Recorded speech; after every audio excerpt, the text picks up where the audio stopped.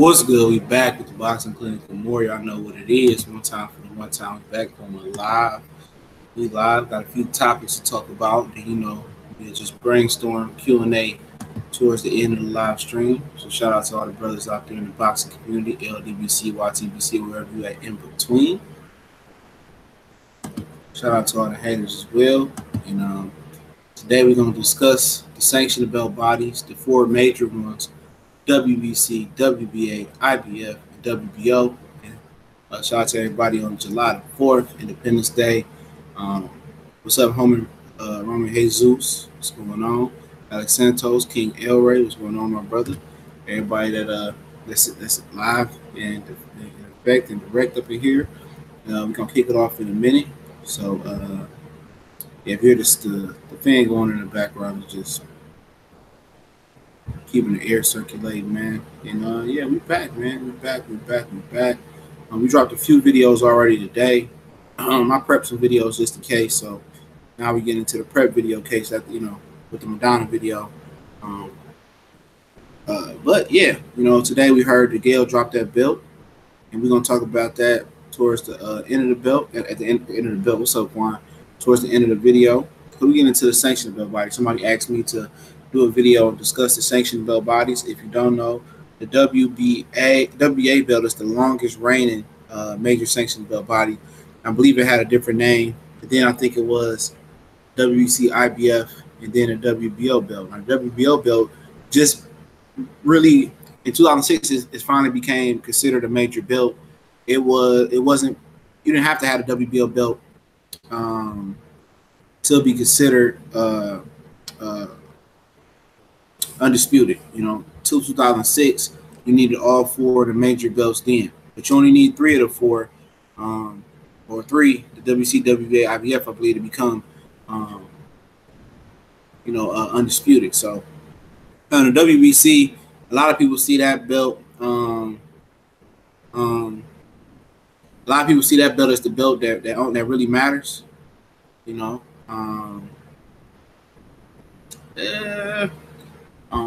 It's seen as the most prestigious belt. The IBF is seen as the most strictest belt.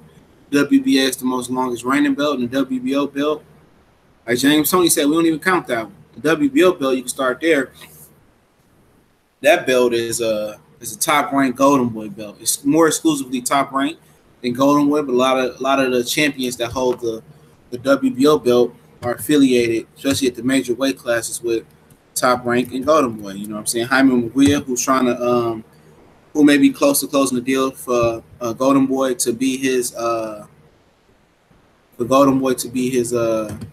his U.S. promoter. Zafner Boxing is his promoter now, but Zafner and Golden Boy share a few fighters already. So I would say that might be a done deal unless he just want to weigh his options. But this is the last fight Golden Boy, the Leon Smith fight with Jaime Munguia. This is the last fight Golden Boy has options on Jaime Munguia. So it'll be interesting to see if Jaime Munguia stays with Golden Boy.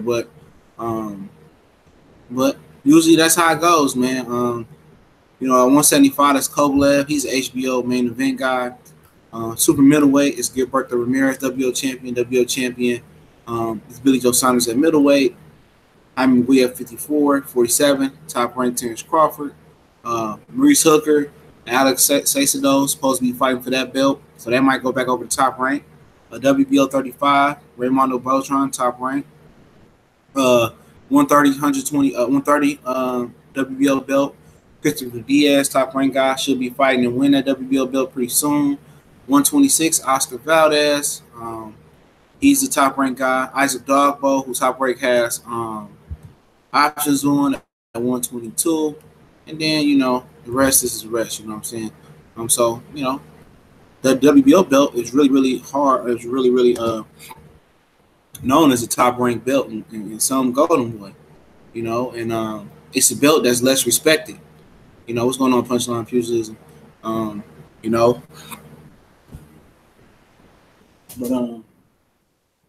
But at the end of the day, people act like it holds weight, but it really doesn't. If it wasn't for the WBO belt, Top Rank would be out of business, or they'd be working and be more affiliated with trying to make fights with Golden Boy and Premier Boxing Champions and main events at HBO. Some of the same people they they ducking, or they don't want to make shit happen with. But at the end of the day, man, I mean that belt. That belt is whack. The WBO belt. It's usually the one that's holding up big unification bouts or undisputed. We know what Top Rank is. What up, DLG 215? What's up, Lawrence? Lawrence Williams. But you go to the IBF. They known for having shitty rankings, but shows the WBO. The WBO got really, really shitty rankings as well. Most of the time with the IBF, I think they take the shitty ranking king award, but they strict. They just not bend their policy on same day weigh-ins. If it's unification bout, you don't have to do a same day weigh-in. So they bent the policy on that, but they're real strict. And they flexible too sometimes. If it's an undisputed fight, they want it to happen. They let it happen. Sometimes if it's within reason. The Olympiads was the IBF mandatory, and they was getting ready to strip Julius Ndongo before the Terrence Crawford fight, but they was flexible enough. It was reasonable enough with both Top Rank and Ndongo's camp with Terrence Crawford to make an undisputed fight happen. So we got an undisputed fight. They didn't pull no duck shit or no messed up shit. They let them fight. So the IBF is very, very flexible, and they also did change that same day weigh-in unification rule to accommodate Canelo Alvarez. You know what I'm saying? So, they swayed by money as well too. So don't get it twisted.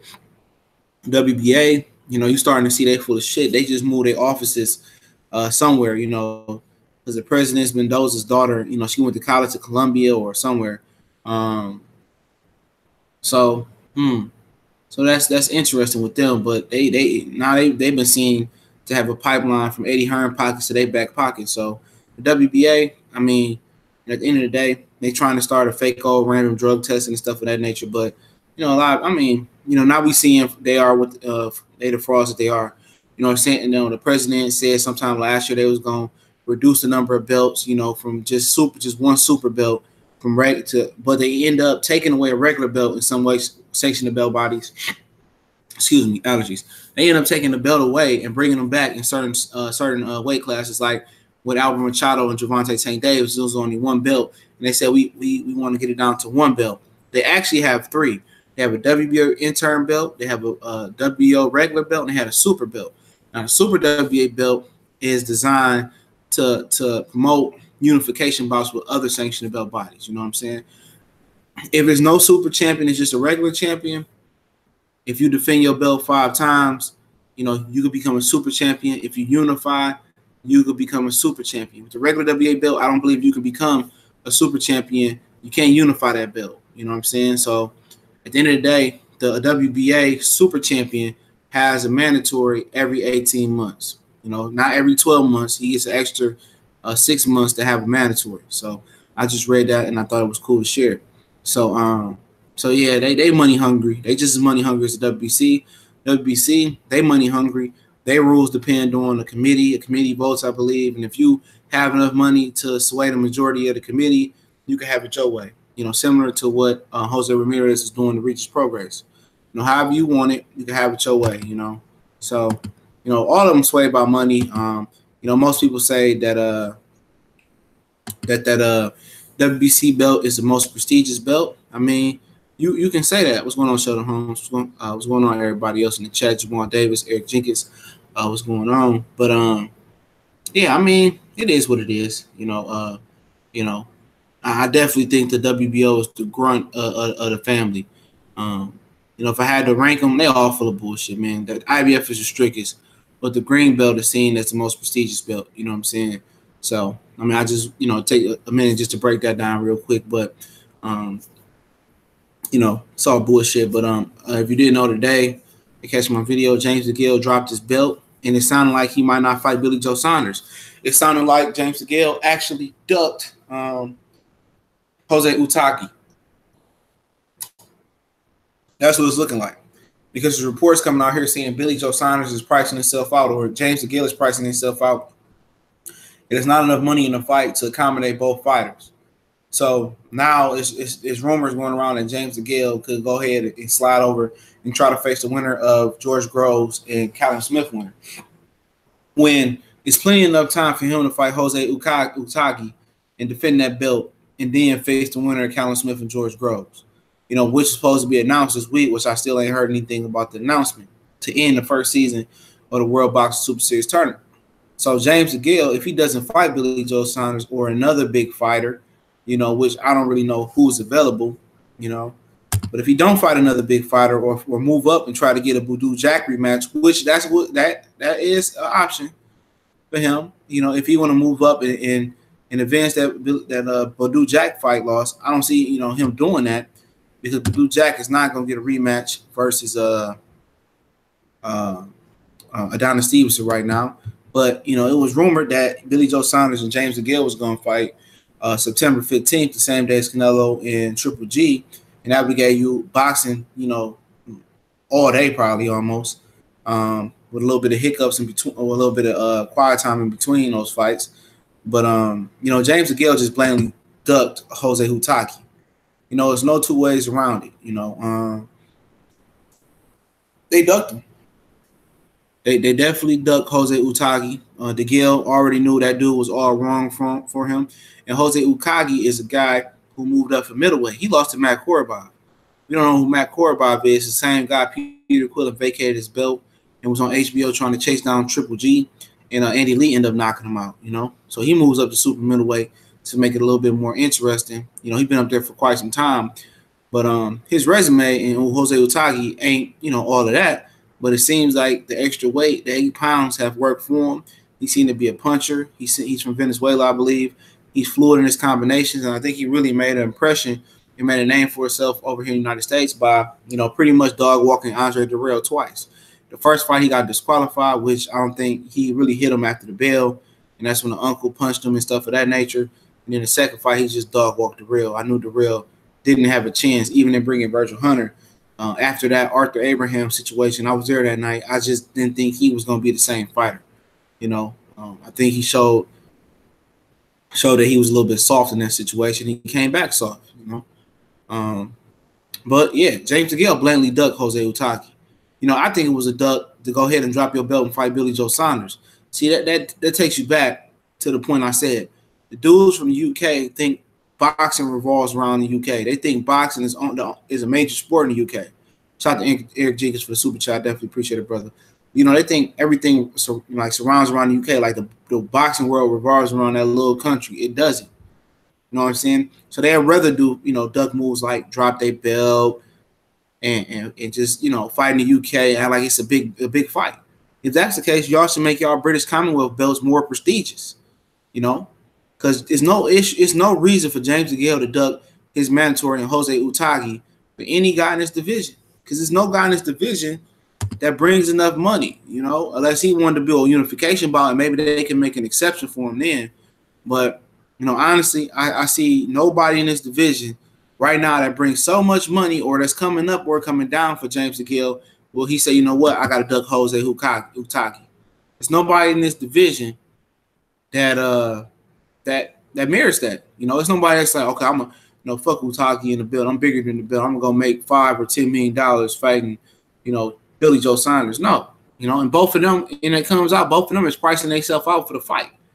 So you got a big announcement coming, you know, and if the rumors are true, you and Billy Joe Saunders is not enough money in that fight because both of you guys want the lion's share. I mean, you dropped your belt for Jose Uzcategui, you ducked. Only way you drop your belt if you're moving up, man, or it really is another fight that's bringing, you know, 7 to 8 figures, you know, real 7 to 8 figures. I mean, 9, 8, you know, 6, 7, 8, 9, 10 million. You know what I'm saying? I'm not talking about 1 or 2 million, you know. And for James Degale, you know, he straight up ducked Jose Uzcategui. You know, and we kind of seen that coming. You know, they probably try to get an exception. They probably try to get around it. He already know, you know, after struggling with Caleb Truex 2 times, he know his days is numbered, so he looking for the biggest payday. So he'd rather just, you know, bum bash or wait for Callum Smith and George Groves. And if he really truly believed James Degale believed he was the best, you know, and I like the guy, you know, he definitely would fought Jose Uzcategui and unified with Groves and the Callum Smith winner and really made some money and became a unified champion. But he don't have, appreciate the Graylin Welch. Yeah, appreciate it. What's good, y'all? Happy for sure. You know, he don't believe that, man. He not somebody that absorbs the confidence that James Degale once had. And what it said that, you know, him and David Haye live such a big celebrity lifestyle over there in the UK that you know, it kind of clouds their boxing, you know, skills and they training, and that you know, he ain't good as he could be. Lawrence Williams says Degale probably signed with the zone, hence why he dropped the IBF belt, because you know Eddie ain't winning a purse bid versus against Al Haymon. Yeah, that could be, but he came from Eddie Hearn as well. You know, but maybe Eddie Hearn offered him some more money to come on over there, because you know Eddie Hearn also signed Arthur Beterbiev, and they cut a deal with Yvonne Michaels GYM Promotions, who Arthur Beterbiev tried to get out their contract and go to Top Rank. It didn't work. He's appealing it, but I think he might not be appealing it no more. And Eddie Hearn came in and gave him some more money. So, you know, Arthur Beterbiev is one of the 3 champions that Eddie Hearn signed to the zone. So if you guys didn't know that, he got Arthur Beterbiev and Callum Johnson. And Arthur Beterbiev will be on the zone, probably in the United States. So I'm not sure. But yeah, Beterbiev is not in a position to you know, he's not in a position to be, you know, trying to go to court and mediations and litigations, whatever, with you know, Yvonne Michaels, who promotes Donna Stevenson and Out of Your Alvarez. He's not in that position. He's 32, 33 years old or something like that. You know, with a late professional start. So for Beterbiev, you know, you never know. Maybe, you know, Eddie Hearn did get more of a working relationship with James Degale. And you know, and shout out to him. Yeah, October 6th in Chicago. Okay, I know it was October something. I didn't know it was in Chicago. You know, that might be something that, you know, is good for some of us Midwesterners to go to. You know, anybody, Indiana, Ohio, Michigan, Minnesota, Wisconsin, you know, right near. You know, Chicago is not a bad trip, but yeah, pretty much James Degale legitimately ducked Jose Uzcategui. Now, if you duck and if you drop your belt, okay, like I said, you better be moving up, or you better have a big money fight for your career. And what we know is he has no big money fight. He wants to wait for the Grove and Smith winner. And like I said, you know, James Degale is ready to retire, man. Even after looking at the Caleb Truex rematch, man, he ain't got it no more, man. You know, and maybe the shoulder may heal up a little bit more. You know, maybe he might get a little bit of the rhythm back, but his how can I say it?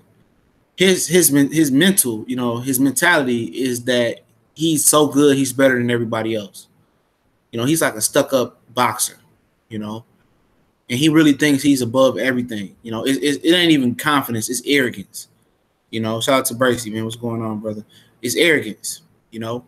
And him and Billy Joe Saunders, that would be a good fight for the UK. And if somebody took a B-side backseat, it could happen. But, you know, drop your belt with nothing planned in front of you. You know, let's just say he has nothing planned, you know, but maybe he is drawn in the zone. And, you know, Eddie Hearn and him used to have a record relationship, and maybe the money right. Shout out to the Bracey, what's going on. The Jack fight took a lot out of him. I think that's what Greg Abernathy is saying. Yeah, I mean, he was looking bad, you know, before the Badou Jack fight, but yeah, you're right. It did take a lot out of him. Shout out to JMJ 2121 in the chat. I think it did take a lot out of him. Plus, and he said he had a shoulder injury since the Lucian Bute fight. And plus, Lucian Bute got caught for taking the banned substance versus Badou Jack. No telling what he took versus James Degale, because he fought both of them right around the same time. You know, yeah, I know what you're saying. Shout out to Greg. But yeah, man, at the end of the day, this dude straight pulled the duck move, dog.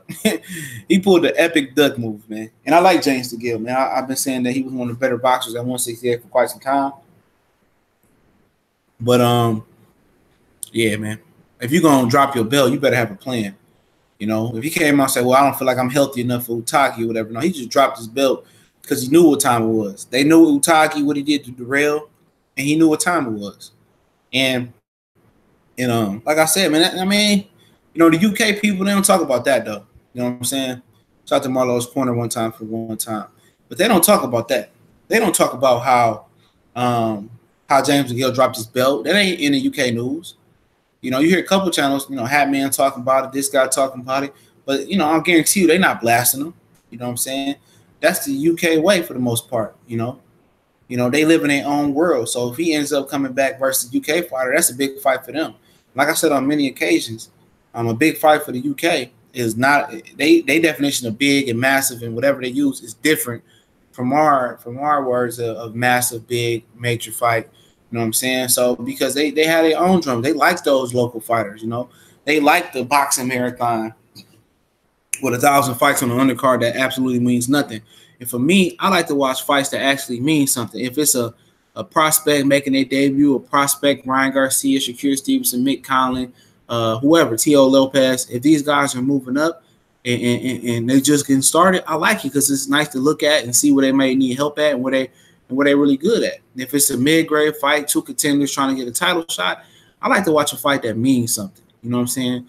And I think that's very, very important in boxing. Boxing, the reason for TV and networks for boxing is to showcase boxing's very, very best. And pay-per-view is supposed to showtime. It's supposed to, show boxing's very premier elite of fighters. Anything that's on a pay-per-view airwave should be some of the elite of some division. You know, it should be elite. You know, you paying your hard-earned money, not just for a main event. You paying your hard-earned money for a complete show.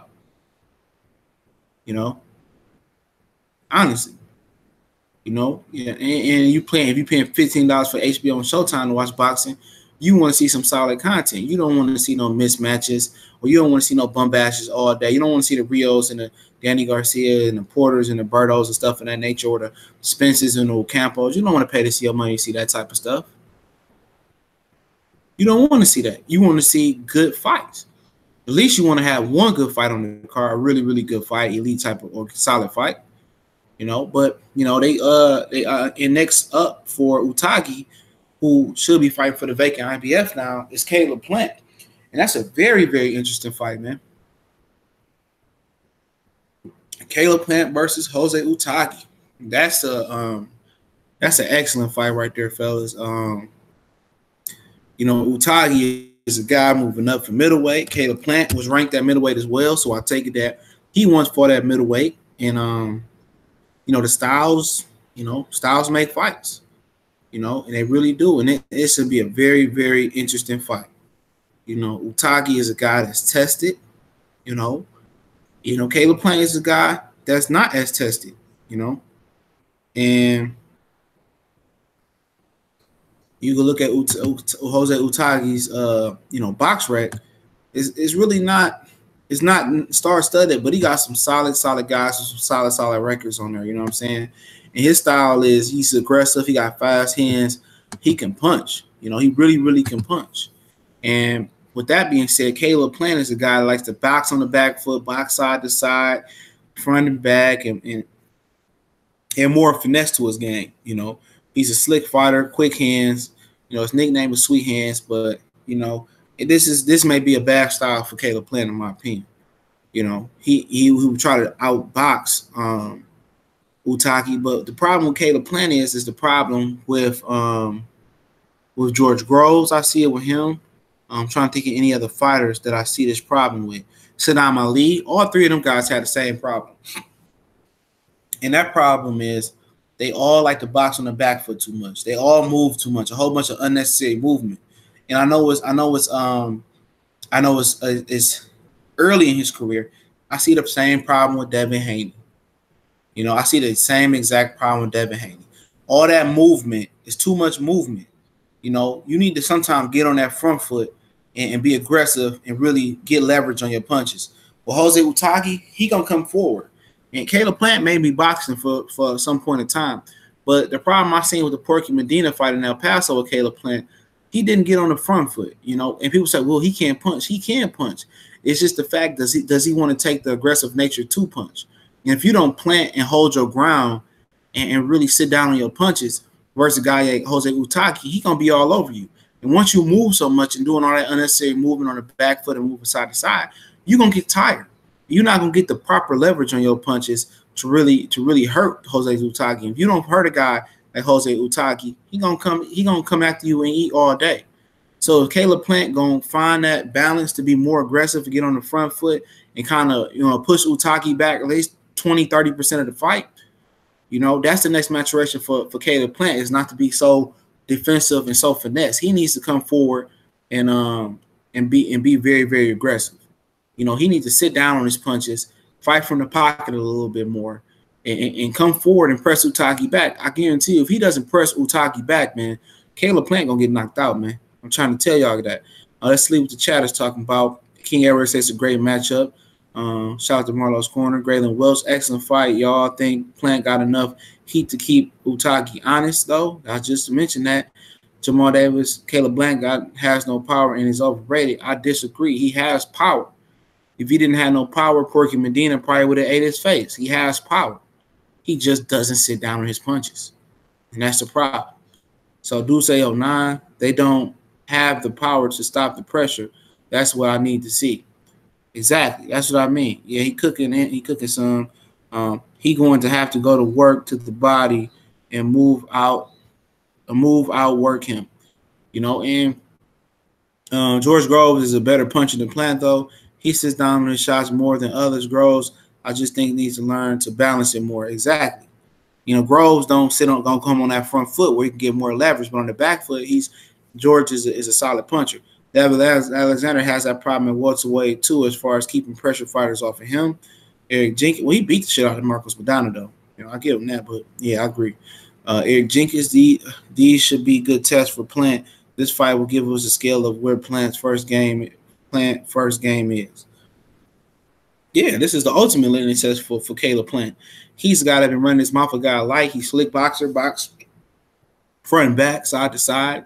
Good lateral, good front and back movement. He got the complete package, but he got to learn to be more aggressive. And I think I can't remember who was calling that fight with him. It might have been Robert Guerrero calling that fight versus Porky Medina. And they said he got to be more aggressive. He can punch. You could tell that he could punch because he was hurting Porky Medina when he wanted to. It's just, can he sit down and gain leverage on the punches? And that's remaining to be seen. What is he, 15-0, 11 knockouts? He's just not aggressive in his nature. And if you're not going to get aggressive with Uzcategui, like somebody said, and go to the body and really, push Uzcategui back, Uzcategui going to come to eat your face. You know what I'm saying? He going to come to rock the bells, man. And then he get the punch and he get leverage and coming forward. He going to hurt you. But I think Uzcategui really got his name hot by off of Dirrell. And I never really thought Dirrell was all that hot after the Arthur Abraham, mishap at Joe Louis Arenas in Detroit. I don't really think he was all that. I think he had changed. I don't think he was as strong as he should be. It was always something mentally missing about Anthony Dirrell.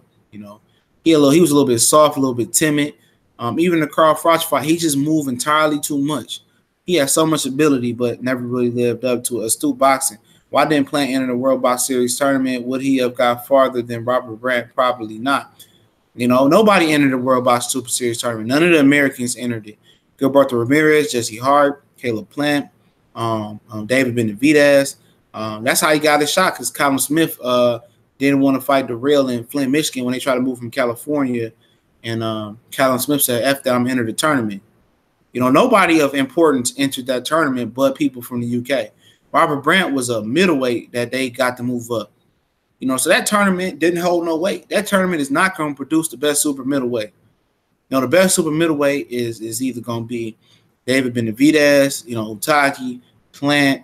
I don't really like Ramirez, but Ramirez or somebody of that nature. What I'm saying? That tournament was a sham because I don't know if they couldn't target any of the American fighters.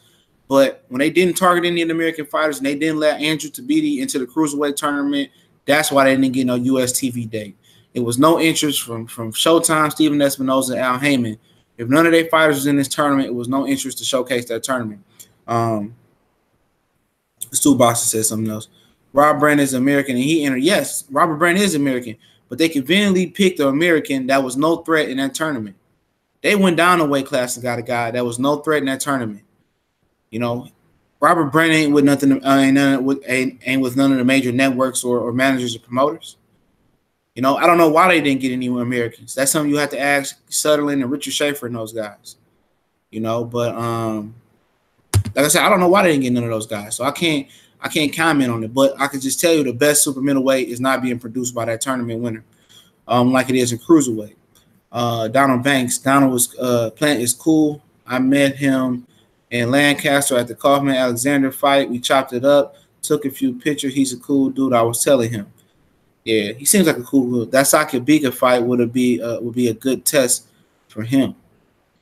Yeah, I ain't heard of Sakibika in a minute, man. I don't know what's been going on with Sakibika. I like that wild cocaine cowboy guy. He was a wild cowboy. Dirrell ducked Ward after that loss to Froch. No, it wasn't after the loss to Froch. It was after he got hit. I was at the fight. He was at his next round. He got hit by Arthur Abraham with an illegal blow. And then that's when they said he ducked Andre Ward. He had a tournament obligation, legal obligation to fight in a tournament, so he had to show medical proof that he really was fucked up from that punch. Anthony Davis says, I fuck with Plant, but he really don't got no power, but he'll outbox those. He got power, dog. Anybody that see Plant fight, he got power. Well, how do you determine if a guy got power or not? What is your definition of that? He has power. You could tell the way he punches. It's the simple fact. If he sat down and stopped moving so much, he have more power. He has power. I mean, I don't know where you're getting that no power from. You can look at him and watch him fight, and when he punches, you could tell he stops his opponents in his track when he sits down on his punches. He definitely has power. No, they ducked. Ain't nobody ducked no damn George Groves, no Callum Smith. Get up out of here, man. Ain't nobody ducked. Callum Smith ain't shit, man. He's a solid fighter. I picked him to win the tournament, but he's underwhelmed in this tournament, dog. He's underwhelmed in the tournament. George Groves is a solid fighter. But don't forget, Badou Jack knocked his dick in the dirt. What's good is a tournament if the winner ain't the best. Hey, you ask them. You ask them because they didn't get the American talent. Nobody want to see George Groves, Callum Smith, and Robert Brandt on Showtime TV. Ain't nobody checking for that. Ain't nobody checking for them guys to be on Showtime TV. It's a weaker division. Granted, Benavidez, young and experienced. I would say Groves, Ramirez, and Smith, Berman, or Benavidez are about right. Benavidez is young, but like I told you, that tournament ain't producing the best super middleweight. That's period. Saki Bika is back in super middleweight and just came back and had 2 fights. Okay, I hadn't heard nothing from him. You can watch the levels and see who's the best at 68. And you can't watch who the best. You can see one guy could look the best, and another guy could look the best, but it's absolutely could be somebody else that's the best. You know what I'm saying? I'm telling you, that's not the best super middleweight. And I said that from the beginning. That tournament was a sham without Ramirez, without Degale. I understand he had the shoulder injury. You know, it was a sham because Benavidez wasn't a champion yet. You know, like I told you, the best super middleweight, in my opinion, is David Benavidez. You know, Caleb Plant is as tall as I am, 5'11". In the picture of him, you can see he's like 2 or 3 inches taller than me. I don't care about Showtime. I care about boxing. But like I said, the reason why that tournament ain't shit, and the reason why they didn't put it on TV is the way you really promote and produce a star on TV is because it had no Americans in it. Robert Brandt was an afterthought. Nobody even know who the fuck Robert Brandt was. You know, until Derrick James, he got into that tournament. They did that on purpose because they didn't want an Andre Ward type of thing happening with their tournament. That's why they didn't invite Americans. Same thing with Andrew Tabiti going to cruiserweight. He asked to get in the tournament. How does Irish Mike Perez, who was a lazy, low-life bum, come down from heavyweight to cruiserweight and get in before Andrew Tabiti? Like I said, they didn't want an American winning that Muhammad Ali Cup, and thus they should not have named it the Muhammad Ali Cup if you was going to have one fighter who was not even a mid-level fighter, who was a local Minnesota fighter, and Robert Brandt representing the American. You do the math on that one. You looking at it. I'm done talking about it. Graylin Welch, true. CJ Plant can punch a bit, but so can Dirrell. He couldn't keep the Uzcategui off of him. You don't want to get into the firefight with Uzcategui, but you have to be able to make him respect you. I definitely agree with that. You have to have some type of respect with Uzcategui, but like I said, Dirrell's faculties is gone, man. They've been gone for quite some time. His punch resistance been gone for quite some time, and I could tell that he was always a scary type of fighter. He was a very scary type of fighter, man. He never wanted to take any type of punishment. As soon as he felt heat coming from the kitchen, he'd always get out there and get out the way. Same thing with Carl Froch. There's no way that Andre Dirrell, with all the talent and Olympic pedigree that Andre Dirrell had, Carl Froch had never been able to touch Andre Dirrell. Never. He never should have been able to touch Andre Dirrell. You know, but he did. And Andre Dirrell, like I said, he wasn't made for being a professional fighter. He was made to be an amateur fighter. And I stand on that. Yeah, Uzcategui is an awkward fighter, you know. Uzcategui, I probably would favor Uzcategui to be Plant. And I like Caleb Plant. You know, but Caleb Plant got to pull some more tricks out the bag and be more offensive. He got to mix in some hooks. He got to mix in some combination punch. He got to mix in some body punch, especially that jab from the stomach to the head. You know, that jab to the stomach is going to be very, very important to the pit of stomach for Caleb Plant. You know, very, very important. If he don't use that jab and use combination punches to get on the front foot with a guy like Uzcategui, he gonna get ate up alive, man. And this is the type of fight that you're gonna see him really get tested in. Does a Plant have a chin? Can he dig deep? Can he get off the floor? Can he overcome a cut? Those are you know, those are the questions you gotta ask, man. You know, and he gonna definitely turn from a prospect / contender into like a real world champion if he can get past him. And we'll see. We'll definitely see. But like I said, man, James Degale didn't want to fight him. Let's see. When we already jumping to conclusions that Caleb Plant is going to take this vacant title shot on Uzcategui. Let's hope he does and see what it produces. I definitely think it has a chance to be on the card. I don't think that's going to produce a main event with Uzcategui and Caleb Plant unless they put it on Fox. So it is what it is. Andre Dirrell is a little soft, in my opinion. He was more aggressive. He would be a better fighter. Exactly. His brother seems to have the dog and the toughness and the roughness with him. Dirrell just always seemed a little bit more timid and soft. He hate getting hit. And I know no fighter likes getting hit, but you know, when he get hit, he just moves too much.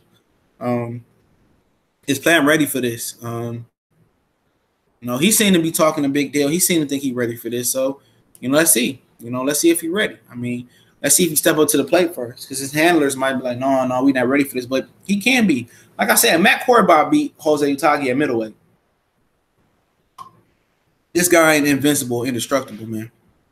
But for 12 rounds, it's going to be a real, real tough fight. Dirrell might get KO'd after the bell. He done. Dirrell is done. It's done. Exactly. Andre was a major disappointment. Yeah, he was. If you told me that Andre Dirrell coming out the amateurs or coming into the Super 6 will retire without being a world champion with all these belts, you know, that was crazy, man. That was crazy. Donald Banks said Uzcategui would KO Degale. Probably so. Degale looked like he kind of done. Andre Dirrell is a disappointment to me. Yeah, I mean, he disappointed, man. His brother came back from cancer and got a world championship, and he didn't. Dirrell are past their best. Anthony wanted no parts of Calvin Smith like Yerman Berman. I guess not. You could say Anthony also ducked David Benavidez after that situation. But, you know, I asked Anthony Dirrell when I was in New York for Golovkin and Jacobs, you know, how he felt about the Calvin Smith fight just before he canceled it. He didn't look too confident. So you could be right. I was sensing some bitch-assness from him about that fight. Air 2396 was what it do.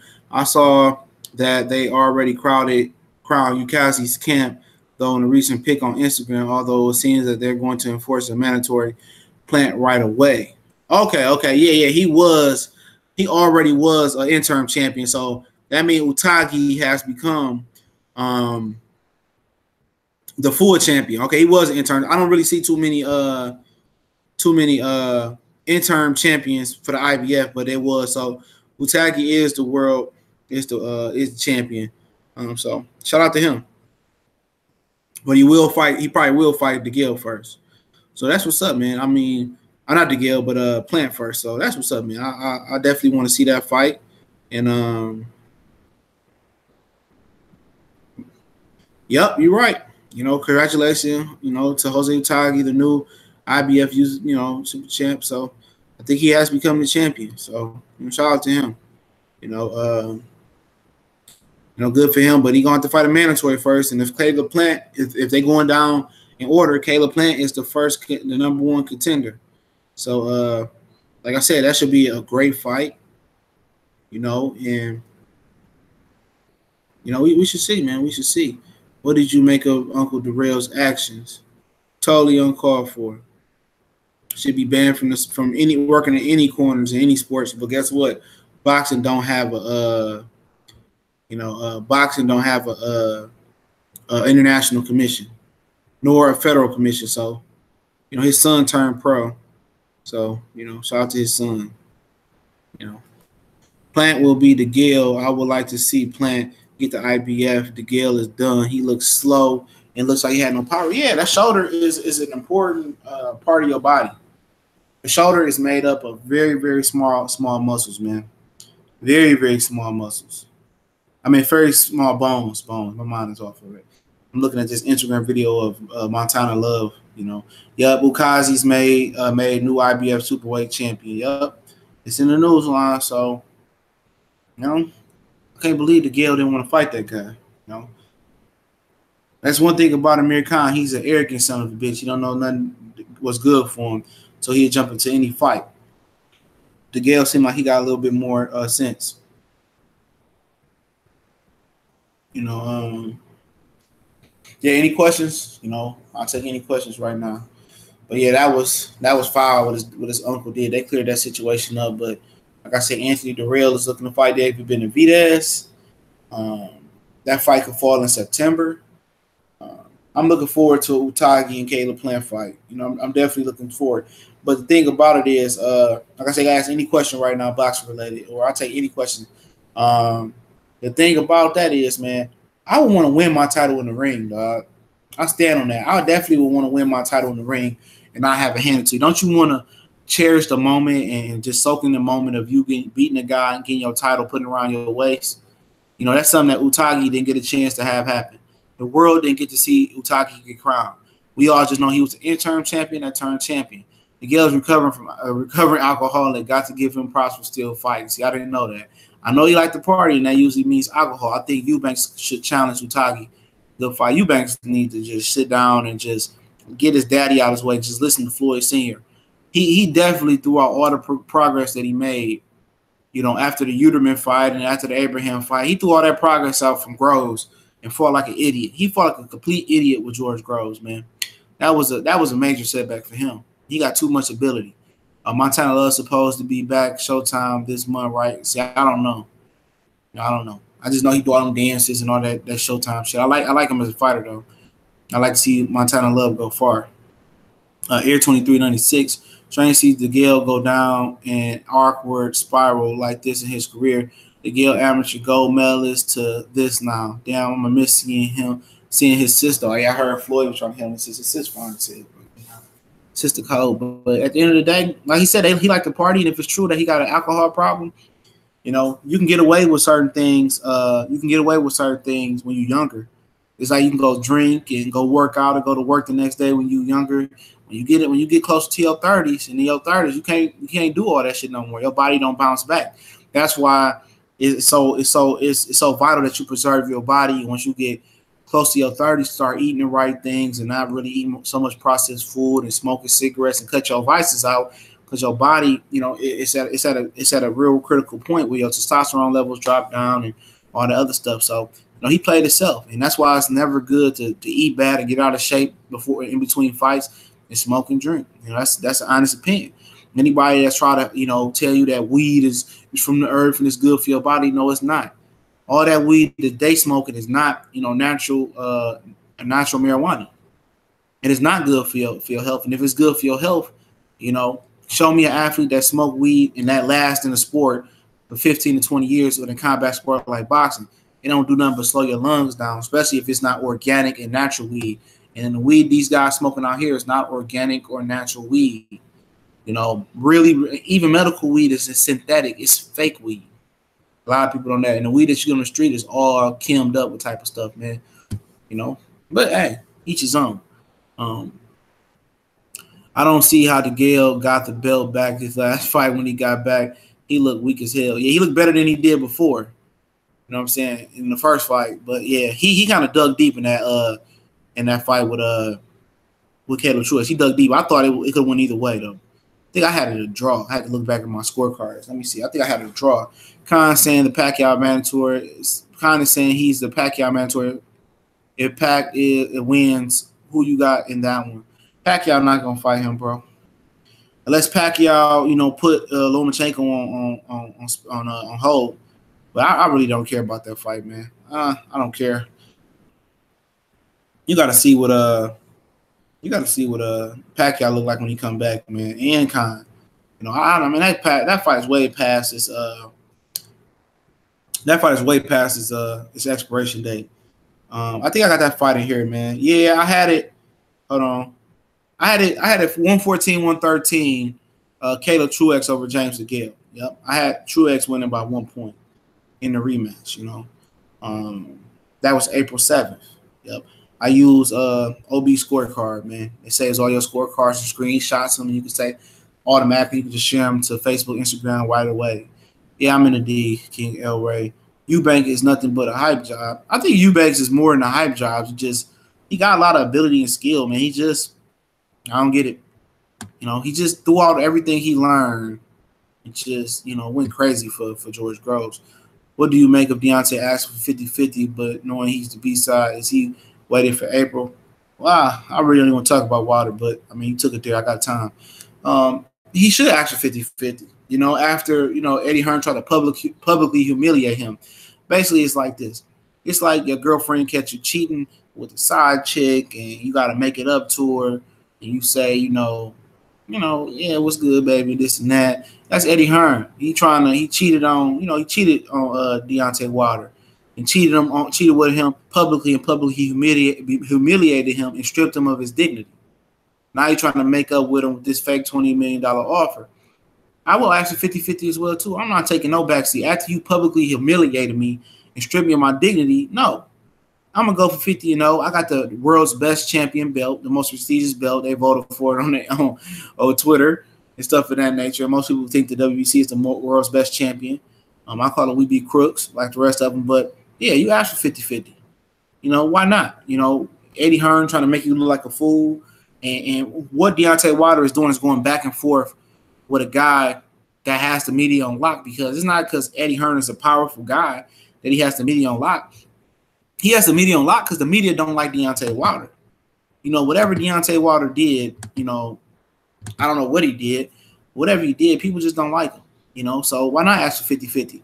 I mean, people say, well, he's the B-side. Yeah, really not. You know, he offered the person who got the most money is the A-side. Now, obviously, he has more money than with Al Heyman and Shelly Finkel behind him than Eddie Hearn. Eddie knows that. The reason that Eddie didn't want to do the $50 million deal for Anthony Joshua is because he wouldn't have no promotional control over the fight. He would be bowing down to Al Heyman. He would be bowing down to Deontay Wilder. Deontay Wilder and Shelly Finkel, Al Heyman will be signing his checks and signing Anthony Joshua checks. So he wants to be in control. He wants to be a power player.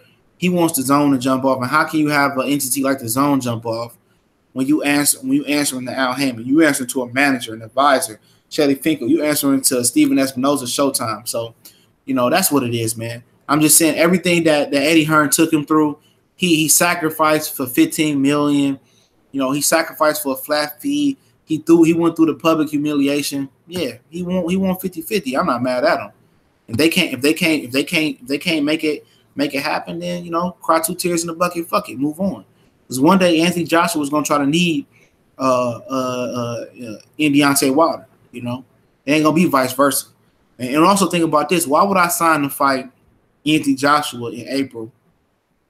You know, 6, 7, 8, 10 months down the line, whatever it may be. And what if he loses to Alexander Povetkin? So you got to ask yourself all these questions. If he loses to Povetkin, I'm still obligated to face Anthony Joshua when I want to be undisputed and face Povetkin. That's stupid. Why would I sign to fight Anthony Joshua? He loses to Povetkin, then I got to give Anthony Joshua a title shot. I'm the A side, okay? You know, but I'm taking B side money with Anthony Joshua as the champion now. He don't have nothing to bring to the table. See, that's another reason why. That's another reason why. You know? So why would I, you know, from Deontay Wilder sign to fight almost a year down the road? If Joshua loses to Povetkin, then we fight. I'm taking the less of the money, and the challenger's getting more money than me.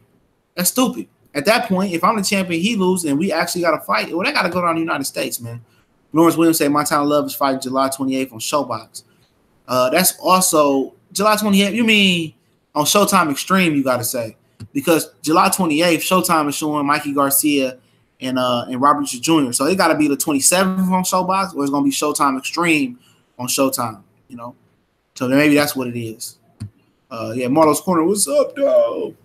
Most weed has very chemicals in, especially since most high rollers use blunts to make it worse. Exactly. They say that tobacco, Air 2396 said that. They say that tobacco actually is the reason people get addicted to weed, similar to cigarettes. Who should be the last boxer to enter the World Boxing Super Series 140-pound tournament? I got Granados. I would say Lippius, but he's moving on to Mikey and Easter's undercard. Yeah, not only that, that wouldn't be an issue, but Lippius is moving to 147. He told us that a long time ago. He's moving to 147. But it ain't even the last spot open, because if Alex Sadosa or whatever, Sadado, if he beats Maurice Hooker in the fall, Maurice Hooker won't be entering, and that WBO belt won't be in it. Yeah, you got to remember that. Top rank ain't let none of their fighters enter that tournament. So right now you can have Ryan Martin, Regis Progress, Josh Taylor, Relic, the Travansky guy that Ndongo knocked out. Then you got your Gat and Ivan Bartario guy. So you got 7 fighters in. Now that you got 2 belts in there, vacant IBF and the Super WBA championship belt. If Maurice Hooker beats Alex Sadado, whatever, that means he'd take the last and 8th spot, I believe. Okay. But if it turns out that Sadados beats Hooker in a red rivalry type of fight going down to Oklahoma, that's tough. I have to look through the rankings to see who else. Obviously, we know Broner's not going to enter it. Omar Figueroa, we don't know where he at. I heard he's too overweight to even be ranked at 140. Postal probably going to wait. He ain't going to enter the tournament or get an invite. I would say Postal. I don't think he wants to enter. He might get matched up with Regis Progress. Miramon, Danny O'Connor, Miramon. I'm trying to see. That's a good question. Who should be the last guy in there? I heard some rumors of Robert Davies. He an easy lit. He's a UK domestic fighter. Man, that's a good question, man. That's a good question. They might have to let. Victor Postal or Victor Postal or getting in it, or Rob Davies. That's what they was talking about being in it. So yeah, it's tough. Yeah, y'all better pray Hooker win and make 3 belts in there. Eubanks is the top fighter. It's just that Groves is the best in the division doesn't mean that Eubanks is still. I don't think Groves is the best at super middleweight, bro. Like I said, I think he top 3. He ain't the best, but I get what you're saying. Air 2396, I would say Omar should enter, but we ain't heard from him since his fight got canceled. AB, yeah. Omar Figueroa caught a DUI in Indian Wells, California, and I heard he overweight. When they booked him in January, he was over 180 pounds. I think he was almost 190 pounds. Deontay can't ask for 50% realistic, though. We can try to, but we can't get the fight. He can't ask for 50%, He can ask for whatever the fuck he want to because – they humiliate him publicly. If they don't want to pay him the 50%, don't fight. I mean, what is he losing sleep for? He ain't losing sleep. If he happy making $2, $3, $4 million, whatever they paying him, be happy with it. I mean, everybody has their price. His price is that after they humiliate him, after he took a flat fee, it's 50%. That's what his price is. If the fight don't happen, man, we ain't had great heavyweight boxing in 20 years. I mean, who the hell cares? The last truly, truly great heavyweight fight that I seen was Lennox Lewis and Vitaly Klitschko. Hey, I've been living since 2000 without heavyweight boxing. You know what? I can live. So I'm not pressing it no more. I'm not even going to talk about it no more. It's just too much he say, she say, talking about Wilder and Joshua. Man, that shit is over with. And guess what? Not only should Joshua let it go and Eddie Hearn let it go, Deontay Wilder should let it go. Stop talking them into existence and talking to them in relevancy. Are you familiar with anything Tommy the Hitman Hearns is doing there? I heard that he is a promoter now. Yeah, I heard that he's promoting fights now. I definitely heard that. You got KP Boxing. You got a few other promoters over here. So, yeah, I look forward to, seeing how he does as a promoter. Obviously, you got to start off locally. And I'll keep an eye on there. Maybe I can go to some of the shows, you know what I'm saying? Suit Boxing, of course, he's still the B-side. My brother Floyd even said that. What does Floyd know? What does Floyd know? When has Floyd went to the UK? Okay, even if the UK had the A side, which Joe Calzaghe was the A side, in terms of record, when he went to go fight Bernard and Roy Jones, he still came to America because he had to. Floyd don't know shit. Floyd ain't never traveled to the UK. No American has ever had to really, truly had to travel to the UK. Tell me a heavyweight that you really traveled to the UK for an important fight. You won't see it. Name me a James Toney, a Sugar Ray Leonard, a Marvin Hagler. Any of those guys that travel to the UK to chase somebody, Larry Holmes, none of them traveled to the UK to chase nobody. It's not in Americans' blood to travel to chase down UK guys in the UK. It's just not in our blood. If he chooses not to, he don't have to. At the end of the day, he brings the most money to the table. When you bring the most money to the table behind you, you are the A side. And trust me, the clock is ticking for Anthony Joshua. If you see how he's looking in his last couple fights, Vladimir Klitschko permanently damaged him. He's gonna lose very, very soon, man. I really do believe that. I believe I see Anthony Joshua lose, if not versus Povetkin, the perfectionist. I gotta have a fight on deck to negotiate a plan for my any side. Wilder doesn't care no more. Exactly, he don't care. That's the point I'm trying to get it. I'm trying to get at. He don't care no more. He don't care. You know, he looked like a fool out of it. You can demand whatever you want to. I mean, you a WBC champion. Can't nobody make you fight Anthony Joshua. He got the ball in the chain on talking about AJ. The perfectionist was good, fam. Showbox 28th. Mikey Easter is on July 29th. No, you might be right. You might be right, but I'm going to pull up the calendar. He might be right. Yeah, he might be right. Hold on. Fuck my calendar. No, you're wrong, my brother. July 28th is a Saturday. July 28th is a Saturday. July 29th is a Sunday. So if it's on Showbox, Montana Love will be fighting on July 27th, Loris Williams. Yep. No fights on Sunday unless you're in Asia or Malaysia. I just lost my train of thought. My bad.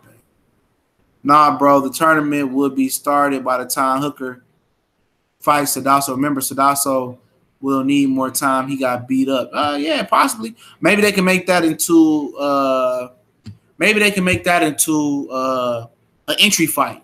You know, maybe they can make that into an entry fight. You know, so I don't know, man. Remember the tournament. I mean, the tournament starts when they want it to start. You know what I'm saying? So they can make accommodations for an extra belt. So I'm not really worried about it. I mean, Sadasso, I'm hopefully saying I'm playing his name wrong, but that tournament might not start until November, dog. And remember, all the fights gonna fight on the same day, and they also got a third fight to announce. So, you know, Hooker could fight Sadasso, whatever his name is, in October, and then he can have a fight in February in the first round. So it still can happen. I think Benavidez is the best at 68. Yeah, 619. Yeah, I think it's real premature, but he looks to be the best. I think Alberto Ramirez is the worst champion in my opinion. He get hurt. I mean, he don't have no chin. Hashman boxing. Benavidez not ready yet for Groves. Benavidez will beat the fuck out of Groves. I tell you that right now. Benavidez will beat the dog walking shit out of Groves, and I like George Groves. You know what I'm saying? But Benavidez got the style of dog walk George Groves, man. This ain't no Eubanks. The winner of Hooker and Sadado, I don't know, unified with Jose Ramirez. Yeah, I believe so. I believe that's a possibility. But if Hooker win, Hooker going into the tournament. If Alex Casados win, he'll do a top rank fight. I think he beats Groves. Me too, Greg Apathy. Yeah, I think so. But you never know. Groves can fight though. But like I said, I think Benavidez is a physical monster, dog. Remember, this dude used to be 320 pounds. You know, he does. I'm trying to tell you, he beat the shit out of George Groves, dog. We can bet if that fight happened, Hashman. Tack. I hate saying your name, dog, because it's like a tongue twister. Fuck Floyd. Floyd never left Vegas. That's not true. Floyd did leave Vegas. Now, when he got to fighting in Vegas, he never left Vegas, but he fought in Atlantic City. He fought in Madison Square Garden, I believe. He fought in Grand Rapids. So he fought outside Vegas. Maybe he was just too young to remember. But he did. Joshua Klitschko was an incredible fight. Was better than Lewis or Vitali. And not really to me. It was an old man fighting Anthony Joshua. I like Vitali versus Lennox better, but it was a great fight. It was a good fight. I won't say it was a great fight. Vitali and Lennox was a really, really excellent fight. You know. But you can say Lennox Lewis was an old man. That fight made Lennox Lewis retire. But I like Vitali over Lennox. I didn't get all enamored with Joshua and Vladimir, man. Vladimir was coming off an 18-month layoff. He got beat by Tyson Fury, who was juiced up. I mean, like I said, I just wasn't. I mean, that's my opinion right there, man. If y'all want to say that was a great fight, power to you. Wilder doesn't owe AJ shit. Ain't too many fighters left for him to fight. Neither one of them is too many fighters for them to hear. You can say I'm hating. I'm just telling you the truth, man. I don't care. You can say I'm hating. I didn't fucking like that. Groves ain't shit, compared to David Benavidez, in my opinion. But I have Groves inside of my top 3 super middleweights. But I know it's a couple middleweights, and I might put him on them. Uzcategui can beat Groves. I think Benavidez can beat Groves. But Groves will beat Ramirez and Jesse Hart and guys like that. I definitely believe that. We'll see if he can beat Callum Smith. Callum Smith ain't been looking too hot, his last couple of fights with that long layoff before entering the World Boxing Super Series tournament. Floyd was low-key hating. Floyd hates on Ward and Wilder a lot. Yeah, he do. He was talking about Virgil Hunter, man, saying that he ain't no good fight, he ain't good trainer because he ain't fight before. I'm like, man, I didn't know. I have to apologize because I didn't know how much weight my words held. I'm like, man, you're a clown. You're a clown. He's really, really a clown, man. That was really some clown shit he did with Virgil Hunter, man. Floyd is a buck dancer, cool, man. He's a buck dancer, dog. It starts in the fall. Yeah, they could. I mean, it ain't a written stone that it's gonna start. The fall doesn't truly start till October, so they might not can start that tournament to November. They still can make that tournament, bro. His first fight ain't got to be in November. That first fight can be in December or January. That tournament ain't set in stone. Okay. Time change, my friend. Doesn't matter what country, but if the money and belts are there, whether it's in Canada, fight Steve Hooker. Yeah, like I said, the money is, I don't know what you're talking about, but like I said, the number one market for boxing is America. That's why the pay-per-views ain't $20 and $10, it's $60, $70 now. This is where you're going to make the most money at, period. Until that changes, let me know. Oh, shit. Y'all keep the questions rolling. I'm coming down. I used to. What do it matter if I even box or not? Shit, Virgil Hunter ain't never boxed. I'll knock your ass out, though. What about Caleb Plant? He might be fighting the new IBF champion, Uzcategui. Where do you put Plant at 68? I think he would be in the second or third tier. Well, second tier 168 pounders. Obviously, let me go up to the rankings. African G. Obviously, I go Benavidez, Groves, Uzcategui. Those are my tier 1. Ramirez, even though I don't like him, that's a tier 1.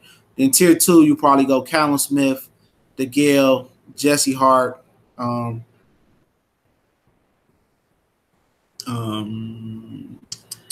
guess that would be tier 2. Then tier 3, I'll probably go Caleb Plant, Anthony. Well, Caleb Plant. Maybe Fedor Truvanov. I like him a lot. Rocky Fielding, guys of that nature. Then you probably David Lemieux, guys like that. So I put Caleb Truex in the third tier right now, but he instantly going to get a shot at Uzcategui and can become a tier 1 heavy super middleweight, in my opinion. I like Groves a lot. No hate. I just think he's better than David. Me too. That's just my opinion. Yeah, we could bet all day.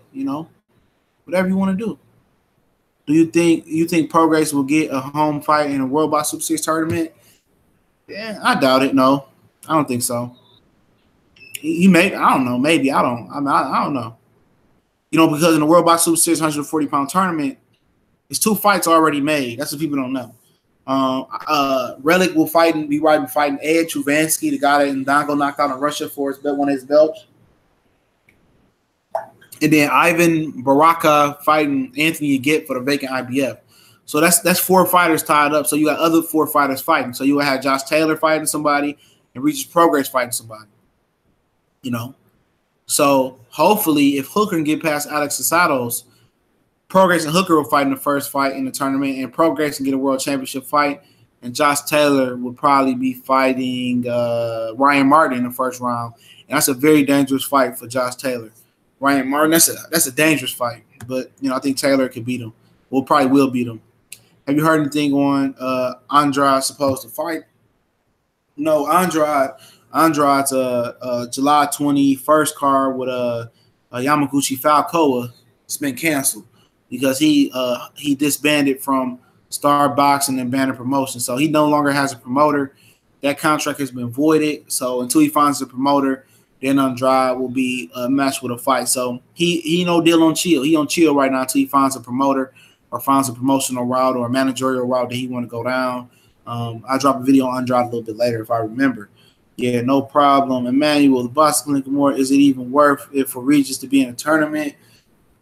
It's only worth for him to be in a tournament if it's 3 belts in it. You know, I think Regis Progress at 29 years old pretty much could be wasting his career, in my opinion. You know, he go after 2 belts, but guess what? If Hooker's not in a tournament, I mean, what do you get out the tournament? I mean, you beating these guys like Relic, who lost to Ricky Burns and had a tough fight with Rancis Bartholomew. Well, he beat Rancis twice, but didn't win a title. That don't get you nowhere. This tournament may not get Regis Progress name recognition unless Hooker's in it. And with Hooker being in a tournament, there's 3 belts in it. So if he can get 3 belts out the tournament, he gonna make some money in the tournament. I think the reward is like the 2 tournaments. It was like $20 million, $30 million split up. And you don't get $30 million to win the tournament. You get paid. The money breaks down each fight. So it's good money. It's more money than he gonna make anywhere else. You know what I'm saying? For Regis Progress, especially with no powers like Top Rank or Al Heyman behind him. So if Hooker's in the tournament and it's 3 belts in it, it's worth it. You know, if it's not, to me, it's not worth it. I think Progress should just move up to welterweight and throw his hat in there. But like I said, he ain't even yet to have a test yet. Regis Progress ain't been through no adversity yet. So that's something to look at as well. So it's, I mean, if he goes to this tournament, the only adversity that he may have, if you know, even with Hooker in it, is Josh Taylor and Relic and maybe Ryan Martin. So at the end of the day, you know, I don't know. That's his prerogative right there. But it's money in. Yeah, Taki got beat by Korbob, but he moved up and he a champion now. So, you know, Matt Korbob ain't never became champion. If I'm Matt Korbob, I'm trying to get that rematch though, dog. Groves has to get past Smith first. Yeah, Smith is a good fighter. He's a guy that ain't fought nobody of recent though, man. Yarman Berman, that was gonna be a good fight for him. He needed that fight to go into the George Grove fight, but that's a good fight. I'll be a spectator in that fight. I picked Callum Smith to win the tournament from the begin with. I was buying that Eubanks hype that he was gonna beat Groves. But I think Groves can outbox Smith. But Smith is a hell of a fighter, though. He just ain't got the experience. And we get the experience versus Groves. Who do you think Tank will fight next since the champions have fought or being filled this summer? I got Gamboa. I heard people kept saying Gamboa. Man, they better not put that dude Gamboa in there with that killer, man. I know Gamboa got away from Golden Boy. I mean, Tank versus Gamboa, man, I don't want to see that shit, man. Maybe a few years ago, like 5 or 6 years ago, I would like to see it. But let's look. Let's look and see who's at super featherweight, junior lightweight. Maybe Dirrell Corrales. I know he got knocked out last time out, but hey, why not? You know, I don't want to see Jason Sosa. I don't. Denis Shavakov. That's a solid fight. He moved down in weight. I go Denis Shavakov, Dirrell Corrales. Shit, Ryan Garcia was talking shit to Kevin Ioli again. I know they won't throw him in there with him, but hey, fuck it. Albert Machado's already fighting. Billy Dibbs and Tevin Farmer is fighting August 3rd, and Tevin Farmer looks in amazing shape.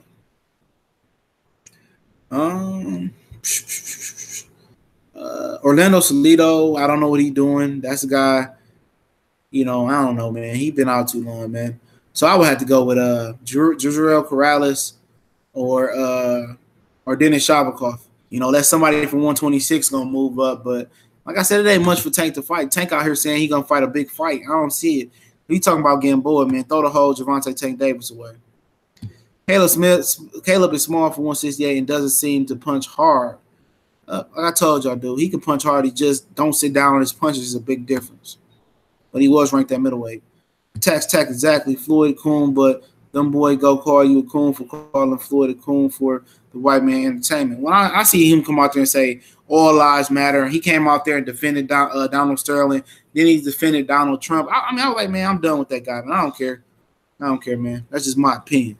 I like UK fighters that have come to leaps and bounds. Maybe they are just having their time and moment. I'm not sure they are here to stay, but I think they're involving. The biggest problem with the UK is they don't teach no defense, dog.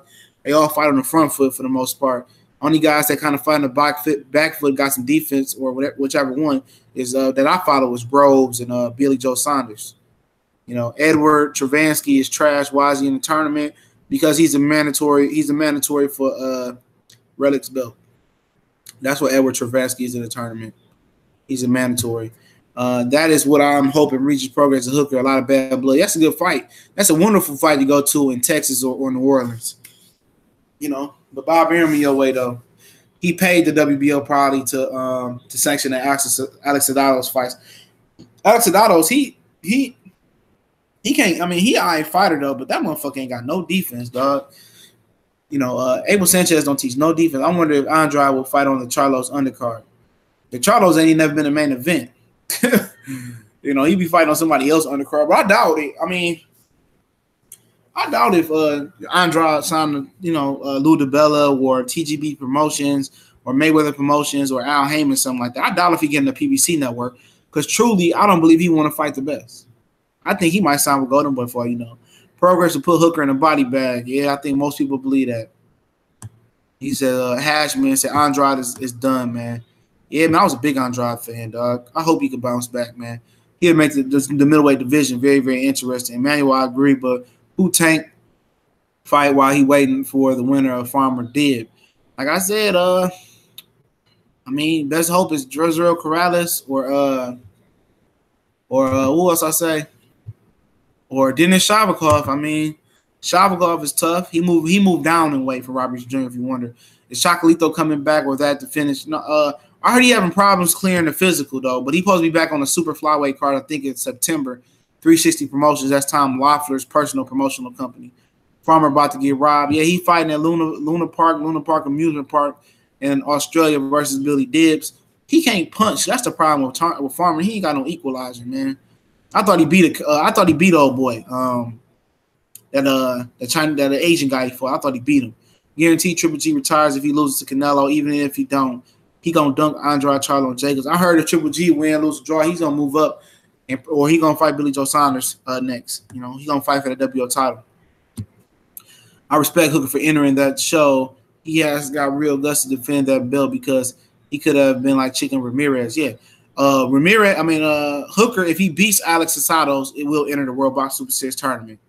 They might just sanction that fight to be part of the tournament, so we'll wait. I'm scared Farmer gonna get robbed in Australia too. Tank should fight Burchett. Burchett is fighting another Mexican guy, his mandatory or his number one contender, Miguel Roman. And then Miguel Burchett said he want to go for Tank after that. Albert Machado is fighting July 21st versus Rafael Mensa, the number one ranked WBA guy. Machado got downgraded to regular WBA champion. Tank is super WBA champion. But I'd love to see Machado versus Tank as well, and Tank versus Miguel Burchett.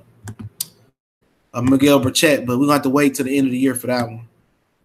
And Tank was talking about his guarantees with Mayweather Promotions, talking about he's supposed to fight 2 times this year, then 3 times next year. So I don't know. JR Superdog, if Chaco can make super flyweight, he needs to go back down. Yeah, I've been saying that, bro. I think he's more effective at super flyweight, man. Because what is it? You mean flyweight? You need to go back down to flyweight because super. He talking about going to bantamweight too as well. He's talking about moving up again. But I hope he go back down to flyweight if he can, because super flyweight got Khalil Yafi and Drew Acostas and guys like that, man. They too big for him, man. In my opinion, man, I agree. You know, Christopher Diaz, I think. Yeah, Christopher Diaz is fighting for the vacant WBO championship left behind by Vasily Lomachenko. So he got a mandatory coming up for a vacant belt. So he tied up as well. Now he's the mandatory. I hate this ranking system. Yep. Who does Canelo fight after Triple G? I don't know. Oh, Gary Spike O'Sullivan. That's who he's going to fight. If Gary Spike O'Sullivan don't lose his next fight, that's who Tank going to fight, bro. I mean, that's who Canelo going to fight. Gary Spike O'Sullivan probably in December if he's not too beat up from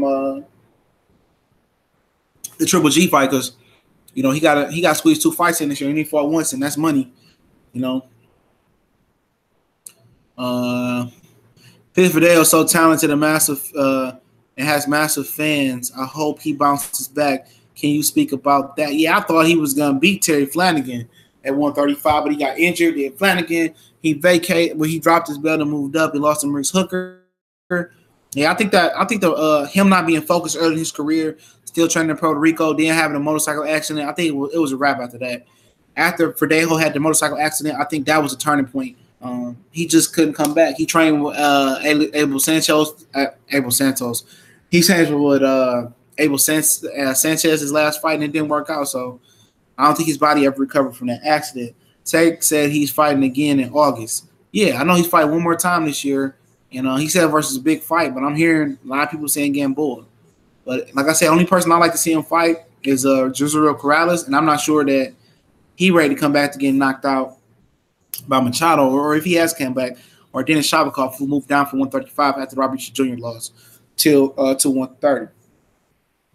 I don't think Chocolito can move back down. I see him using the sauna suit to make weight. Okay. I think his career might be over with then, bro. I don't want to see – I mean, he ran into the wrong guy, and oh boy, I can't Riverstein Sorg. I just call him Sorg, And thank God he didn't run into a Nuyawa. That he would have retired Chocolito. Probably David Lemieux. I don't know who you're talking about. David Lemieux. Hashman boxing. Who do you think will win 118 pounds? I think T-Tank. Oh, that's gonna be a hell of a tournament. If I do buy the zone, it'll be just for that tournament, 118-pound bantamweight tournament. I wish Rigondeaux would have slid in there, man. They said Rigondeaux was advised not to enter that tournament, and it looked like that Sorg kid got a brother. He's at bantamweight as well, Nathan Sora Riverstein. So, that's gonna be a hell of a tournament. You got Ryan Burnett, you got Tite, you got a Nuyawa, you got Emmanuel Rodriguez. I mean, shit, man. You're going to have a lot of different guys in that tournament, man. Honestly, I really don't know who to pick. I probably just side with a Nuyawa. That's just my bias because I like a Nuyawa. I've been a big fan for a while. To me, Canelo is the biggest cherry picker right now. You forgot about Danny Garcia, too. Tabiti ranked number 2 in the IBF and ranked number 4 in the WBC. Why ain't Floyd trying to speak about title fight for Tabiti? Probably because of the World Boxing Super Series tournament going on, and after the tournament, it's probably already understood that Tabiti gonna get a title shot. It's probably what it is, but he showed on be repping his fighters and promoting his fighters. He promoted his kids' music and his clubs and stuff more than he promoted his fighters. Man, you're right though. He don't never speak about Andrew Tabiti. He never do. He don't care about Tabiti, man. That's a shame. Tabiti should be the only fighter over there complaining. Because they speak about Tank like he God through that boy. You know what I'm saying? They don't say nothing about Tabiti, and Tabiti don't speak out. He don't be disloyal to Floyd. He don't say shit bad about Floyd. He just come in the gym every day, work hard, hit the bag, come in shape, and when it's time to fight, he fight. They treat Andrew Tabiti so bad, bro. If I was him, I'd be trying to get a release from Mayweather Promotions, man. It's probably best for him to go to the zone with Eddie Hearn. Because Eddie Hearn could get him in some of them tournaments, get him some of them European fights. Now, that's one guy I would probably like to see go to the zone because the cruiserweight is all European division. Why don't you put more pressure on a 168-pound champion? Because they should be unified. I do. I just trashed Gilberto Ramirez all last week. I just trashed James Degale. I be trashing them. You got to pay attention. People sleeping on Maurice Hooker. Yeah, all right, man. He got 8 kids. He can't afford to lose. Chocolito won that first fight, though, to me. No, Chocolito didn't win that first fight. I was there. Chocolito got his ass whooping that first fight. Y'all tried to say, oh, Chocolito, he going to come back and beat Sora Riverstein. Yeah, I told people. They was crying. Boxing groups, they was crying. I told them. I was there. Chocolito was hurting. Chocolito was getting hurt by Sorg. Sorg was putting it on him, man. You could tell. You should look out for Virgil Ortiz, the kid at 140. He has crazy power. Goddamn. Yeah, he with Robert Garcia. I heard about him. Tabiti can't beat Usyk, though. That's why Floyd has not moved him. What you mean he can't? It don't matter if he could beat Usyk or not. You know what I'm saying? He ain't going to fight him. Because once Usyk and Gassy fight, it's a wrap. They both moving on up. I don't think Usyk that fantastic, bro. Usyk is very amateurish. He got a very amateur style, man. If he go to heavyweight, he'll walk a knockout for somebody that can walk and chew bubblegum. When I tell you we're about to, yeah, it's looking real good. It ain't even filled up yet. Yeah, Tabidi's good. I think Gashu's gonna be Usyk, but I have to do more film work. That fight coming up in a couple weeks. Damn. Erickson Lubin versus Julian Ra. Who you think? I got J-Rock. I think Lubin got to take more time to get his head back in the game. I heard Truex and Garville supposed to fight in August. That's a hell of a fight. But Garville, round up the 3 of Garville, he took a lot of punishment that last fight versus Benavidez. A lot of punishment. I don't know. I don't see who Usyk can be at heavyweight. I don't think Usyk gonna be Gasly. He's so amateurish, man. All that pity pat shit. And the only thing that Usyk is really good at is his stamina. He's just throwing a lot of punches.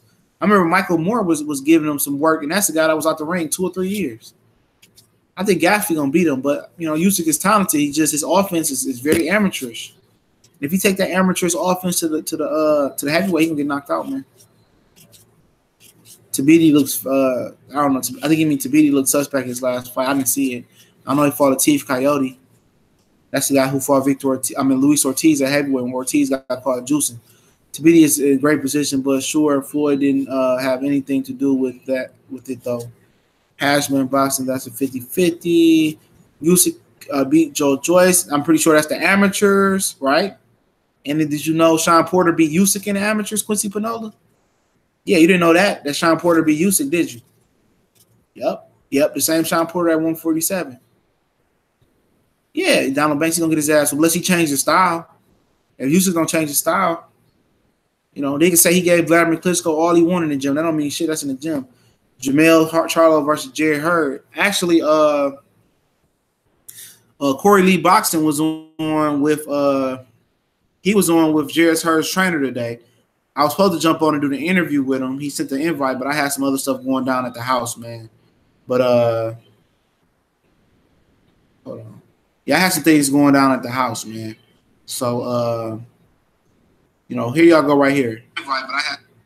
This is the link to Jerry Hurd's trainer and Corey Lee interview. So I want you to go check this out right here. I just put it in chat. Corey Lee did an interview with Jerry Hurd's trainer.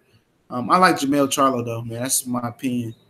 Usyk is nice, bro. Yeah, he's nice, but he's amateurish.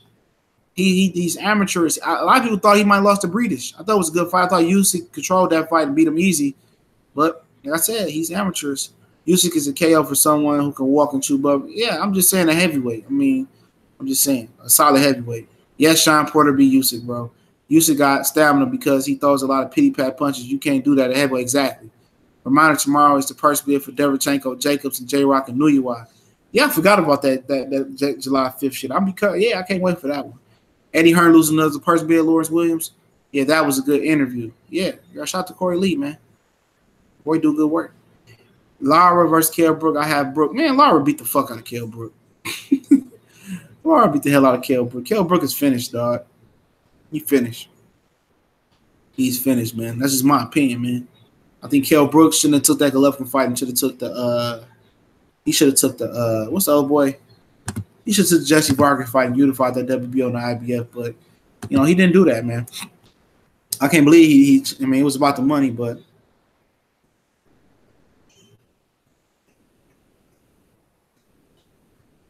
the new quarterback from Georgia, he broke his non-throwing arm, his non-throwing hand. Huh. Yeah, that's messed up, man. Breedis and Tabiti would be a good fight. That'd be a step-up fight for Tabiti. That's a tough fight. Tabiti gonna have to put it all together in that fight. Breedis is a solid fighter. Lara stays on the ropes too much. Yeah, Lara not slick neither, but Kell Brook ain't shit left for him, man. It's a little bit left. Do you think Canelo and Triple G is going to be the same fight as the first fight? I don't know, man. I'm not watching that fight. I'm not supporting nothing they do in that fight, man. But I don't know. Canelo lost a lot of weight. Canelo lost a lot of muscle mass, man. So I'm wondering. Plus, he got that knee sleeve on from all the pictures I've been seeing. They just did too much, man. They oversaturated. They sold the fight too much. In the first fight was so suspect. It left a bad taste in my mouth. With all the pictures that came off and the videos came off of them telling Abel Sanchez that Triple G and Canelo was a draw before the scorecards. It was just too much of a bad taste in my mouth for that fight, man. I'm not watching that fight, man. I'm watching the Jaime Munguia July 21st card with Liam Smith. I like that card. But as far as that fight, man, may the best man win. I just don't care. No chance. No. Now you talking shit. Oh, you talking Tic Tac. My bad. Yeah, man, we're gonna get up out of here, man. Hopefully everybody enjoyed that July 4th. Trying to get my daughter to go around the corner and party with the neighborhood kids. Ain't going too well, man. You got the big old balloon, the big old bounce houses and the DJ and shit. So I might get shot. I might get shot. I mean, you get shot sitting in the fucking living room. You know what I'm saying? Kids don't want to get out here and do shit no more, man. No more clearing for Canelo plus Oscar bought the judges. Yep. And I'm gonna say this, man, about that fight, man, before I get off. If Canelo gets knocked out or loses in any bad manner, people gonna be screaming steroids. His reputation and as a fighter and as a person is on the line here, man. Hope Maguire fights 2 times this year. Yeah, I hope he get on fight in July, and hopefully he can squeeze another one, man. I want to see him versus Liam Smith. I'm definitely gonna be tuning in on that one. Lara will lose, and I'm telling y'all, Lara is not gonna lose to Kell Brook. Kell Brook is done. He's done. Lara will beat the fuck out of Kell Brook. Lara will beat Kell Brook. I think Canelo is going to try and KO Triple G. If he do, he better bring a chin with him, man. Hypothetically, if he was to KO Triple G, it will start off with an aggressive style attack, with a good jab to the good jab to the head and to the body, and some aggressive body work, man. And also, I want to share this with y'all. I've been watching Netflix. They have a Netflix original called The Rapture for my rap fans, man. I'm on episode 6. It's talking about this great MC named Rhapsody. She's a lady. This is a hell of a show right here. Netflix original Rapture. So if you ain't got shit to watch, Netflix original Rapture. I love the show. Canelo won the first fight. I scored it for Canelo, but hey, we got 2 belts boxing. But yeah, man, I might come back on later. I might hop on somebody's live stream. But don't forget, don't forget this, y'all. I just need y'all to do me one favor before we hop off this thing. All right, man. One big favor. And all right. Me, the Cali Enigma, and Colossal Sports TV, we have a joint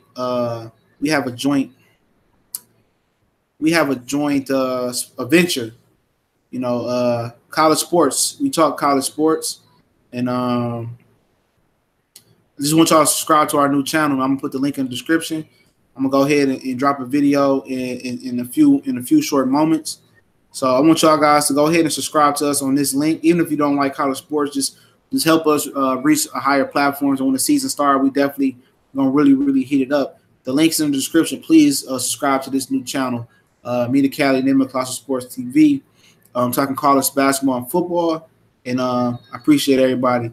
Oh, we got a South Carolina fan in here, man. Sad what happened to that running back, man, Marcus Lattimore. I thought he was gonna be the truth, but Clowney out here clowning.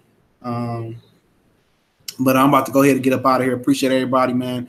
Shout out to everybody in the chat. I'm about to do the chat roll call real quick, man. You know, shout out to everybody. Shout out to Hash Mailboxes, Tax Tack in the building, Quincy Panola, Duso9, Donald Banks, Ronnie Boy Fresh. Shout out to you, homie. Shout out to Lawrence Williams. Shout out to Mr. Gathers. You know, I'm going through the same. Emmanuel. Shout out to you, homie. Can't pronounce your last name. Shout out to Angel313. Shout out to my homie Greg Abernathy. Shout out to Angel313 and everybody else who slid through. And don't forget, could you please go ahead and subscribe to this new our new college sports page channel, Me the Cali Enigma, and Colossal Sports TV. Much blessings and salute to everybody out here. Y'all know what it is. One time for the one time we come.